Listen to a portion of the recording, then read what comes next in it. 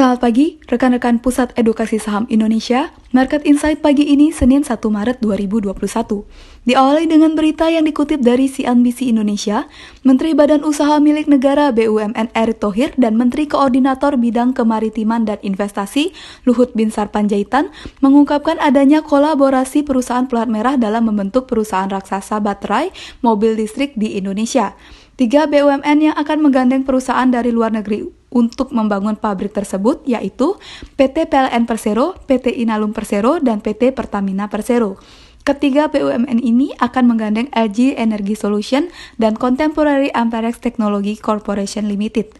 Proyek ini juga akan melibatkan anak usaha Main ID atau Inalum yakni ANTM dan TINS. Adapun Main ID juga memiliki 20% saham pada PT Vail Indonesia atau INCO yang sudah diakuisisi tahun lalu.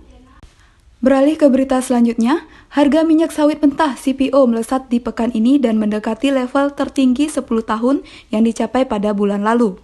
Perekonomian global yang diramal membaik di tahun ini serta kenaikan harga minyak mentah dan minyak kedelai membuat harga minyak nabati kembali menanjak. Melansir data Refinitiv, sepanjang pekan ini CPO melesat 6,25% ke Rp3.742 per ton di Bursa Derivatif Malaysia. Sementara, level tertinggi 10 tahun yaitu Rp3.888 per ton dicapai pada 6 Januari lalu.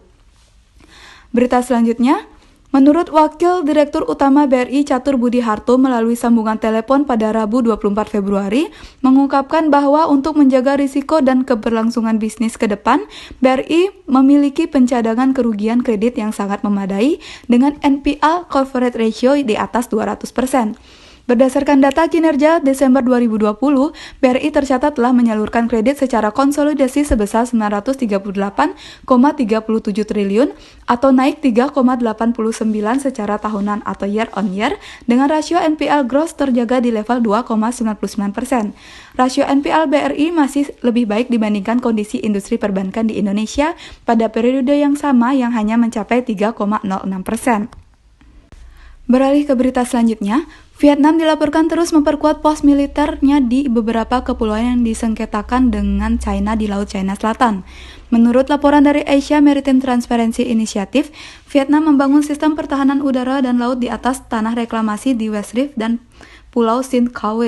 Hal itu diketahui dari analisis citra satelit software Singularity yang dilansir dari Defense News. Selain itu, Vietnam diketahui juga telah melakukan pembangunan markas militer pada pulau-pulau di bawah kendalinya selama 2 tahun terakhir termasuk Pearson Reef, Nam Yet, dan Kepulauan Spratly. Beralih ke berita selanjutnya, harga batu bara menguat cukup tajam di pekan ini hingga kembali ke atas 80 USD per ton. Padahal, sehari sebelumnya harga batu bara menyentuh 76,75 USD per ton, yang merupakan level terendah sejak 6 Januari lalu. Melansir data Refinitiv, harga batu bara acuan ICE Newcastle sepanjang pekan ini melesat 5% ke 82,95 USD per ton. Jelang periode berakhirnya musim dingin, harga batu bara biasanya melandai. Outlook batu bara dalam jangka panjang juga kurang menggembirakan, sebab dunia diprediksi akan beralih ke energi terbarukan. Berita terakhir dari CNBC Indonesia, India berhasil keluar dari jurang resesi. PDB negeri Bollywood tercatat positif pada kuartal 4 2020. Data kantor statistik setempat NSO menunjukkan PDB 0,4% dari Oktober hingga Desember. Padahal pada Q2 dan Q3, PDB kontraksi alias minus 24,4% dan minus 7,3%. Pertumbuhan ekonomi ditopang oleh kinerja baik sejumlah sektor. India menjadi salah satu negara di Asia selain Cina yang membukukan kinerja positif pada perekonomian di kuartal akhir 2020. Namun, peningkatan pertumbuhan ekonomi di India berbanding terbalik dengan angka infeksi kasus COVID-19 di India yang masih terus meningkat. Beralih ke berita yang dikutip dari bisnis.com, emiten pertambangan batu bara PT Indo Tambang Raya Megah Tbk mengalokasikan belanja modal hingga 40,5 juta USD atau setara 578 miliar rupiah sepanjang 2021. Berdasarkan catatan bisnis, capex tersebut lebih rendah daripada alokasi tahun lalu sekitar 50 juta USD. Emiten berkode saham ITMG itu telah menyiapkan sejumlah strategi untuk mengincar pertumbuhan kinerja pada tahun ini, memperbaiki kinerja 2020 yang melemah seiring dengan banyaknya tantangan bisnis akibat pandemi COVID-19. Berita selanjutnya, Harga minyak dunia mencatatkan kenaikan sebesar 18% sepanjang Februari 2021 seiring dengan berkurangnya pasokan global dan kebijakan OPEC Plus yang akomodatif. Kendati demikian, rally harga terancam oleh penguatan nilai dolar Amerika Serikat dan kenaikan yield obligasi Amerika Serikat. Pasar juga akan mencermati hasil pertemuan OPEC Plus pada pekan depan. Dilansir dari Bloomberg pada Minggu 23 Februari 2021, harga minyak West Texas Intermediate WTI untuk kontrak bulan April ditutup turun 2,03 USD pada level 61,50 USD per barel di New York Mercantile Exchange. Sepekan harga minyak masih tercatat menguat 3,8%. Berita selanjutnya, penerbitan sukuk global diprediksi menurun pada 2021 seiring dengan prospek pemulihan ekonomi global. Laporan dari Moody's Investor Service pada Minggu 28 Februari 2021 menyebutkan penerbitan sukuk bertenor sepanjang pada 2020 naik 49% di level 109 miliar USD dari 73 miliar USD pada 2019. Hal tersebut seiring pandemi COVID-19 yang memperburuk kondisi ekonomi negara-negara utama penerbit sukuk seperti Arab Saudi, Malaysia, dan Indonesia. Berita selanjutnya, pemerintah China memutuskan untuk mencabut kebijakan pengenaan bea masuk tambahan terhadap 65 produk asal Amerika Serikat.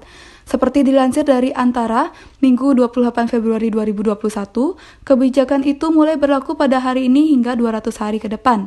Komisi Tarif Bea Cukai China (CTC) dalam laman resminya mencantumkan 60 emiten produk yang dikeluarkan dari kebijakan pengenaan bea masuk tambahan. Adapun produk-produk itu antaranya kayu, buku, alat penyaringan, komponen mesin, dan peralatan medis. Berita selanjutnya, Kementerian Perindustrian mencatatkan sejumlah perusahaan Jepang akan melakukan relokasi pabriknya dari China ke Indonesia.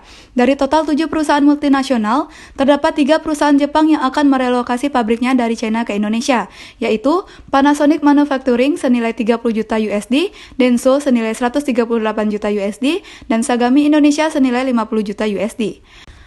Menteri Perindustrian Agus Gumiwang menilai Indonesia dan Jepang akan terus berupaya meningkatkan kerjasama ekonomi yang komprehensif, khususnya di sektor industri.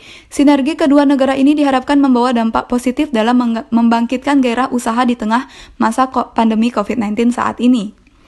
Berita selanjutnya, indeks harga konsumen pada Februari 2021 diperkirakan akan mengalami inflasi yang didorong oleh kenaikan beberapa harga komoditas pangan. Kepala Ekonom Bank Danamon Wisnuwardana memproyeksikan inflasi pada Februari 2021 akan mencapai 0,12% secara bulanan. Sementara, secara tahunan, inflasi diperkirakan sebesar 1,39%. Wisnu mengatakan inflasi pada harga bergejolak atau volatile food diperkirakan akan bergerak secara moderat pada periode tersebut, pada kisaran 1,93% year on year. Sementara itu, inflasi inti diperkirakan akan melambat pada kisaran 1,52% year on year. Hal ini didorong oleh penurunan harga emas yang terjadi belakangan ini, juga disebabkan oleh permintaan masyarakat yang masih rendah. Berita terakhir dari bisnis.com, Satuan Kerja Khusus Pelaksanaan Kegiatan Usaha Hulu Minyak dan Gas Bumi menyebutkan PT Chevron Pacific Indonesia baru memulai aktivitas pengeboran di Blok Rokan pada awal tahun ini. PLT Divisi Program dan Komunikasi SKK Migas Susana Kurniasih menjelaskan bahwa sesuai dengan kesepakatan sejak akhir 2020 sampai dengan alih kelola pada 8 Agustus 2021, CPI akan melakukan sejumlah kegiatan investasi yang bertujuan menahan agar laju penurunan produksi pada tahun-tahun mendatang tidak terlalu tajam. Dalam nota kesepahaman CPI dan SKK Migas, disebutkan bahwa pada 2021, CPI akan mengebor 107 sumur dengan estimasi investasi 143 juta USD untuk menambah produksi sebesar 5.000 barel minyak per hari. Berita selanjutnya dikutip dari detik.com. BI berencana mengembangkan mata uang digital resmi. BI akan berkoordinasi dengan bank sentral negara lain. Pembuatan rupiah digital ini seiring dengan maraknya uang kripto yang masuk ke Indonesia. Rencana itu diungkapkan Gubernur BI Peri Warjio saat berbincang dengan founder dan chairman Citicorp Chairul Tanjung dalam acara CNBC Indonesia Economic Outlook 2021. Berita selanjutnya, PT Bank Jago Tbk Arto memberikan jawaban atas permintaan penjelasan Bursa Efek Indonesia atau BEI terkait rencana penambahan modal perusahaan. Sebagaimana diketahui, perusahaan melakukan penambahan modal melalui hak memesan efek terlebih dahulu atau PMHM-ETD2. Arto menyatakan harga pelaksanaan aksi korporasi ini sebesar Rp2.350. Kemudian, rasio HM-ETD yakni 579 saham lama perseroan akan memperoleh 160 HM-ETD. Adapun pemegang saham yang telah menyampaikan komitmen untuk melaksanakan haknya yakni PT Metamorfosis Ekosistem Indonesia atau MEI yang merupakan pemegang saham utama sekaligus pemegang saham pengendali yang memiliki 4.087.378.125 saham dan memiliki hak untuk memperoleh 1.129.500.000 saham baru. Berita selanjutnya, Manajemen PT Bank Kapital Indonesia Tbk atau BACA buka suara soal kabar diincar Grab asal Singapura dan Sea-Group, induk Shopee asal Singapura. Mereka dikabarkan tertarik mengembangkan layanan digital. Direktur Utama Bank Kapital Wahyu Dwi Aji mengatakan perusahaan memang tengah mengembangkan layanan digital. Pihaknya pun terbuka terhadap investor. Berita terakhir pagi ini, laba bersih PT Astra International Tbk sepanjang 2020 turun 53% dibandingkan tahun sebelumnya. Dari 21,70 triliun menjadi 10,28 triliun. Pendapatan bersih konsolidasi grup ini pada tahun 2020 juga turun 26% dari 237,16 triliun di 2019 menjadi 175 triliun di tahun 2020.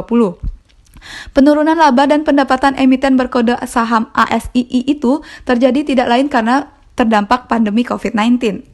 Sekian berita hari ini, semoga bermanfaat, selamat beraktivitas dan semoga tersenyum melihat market pagi ini.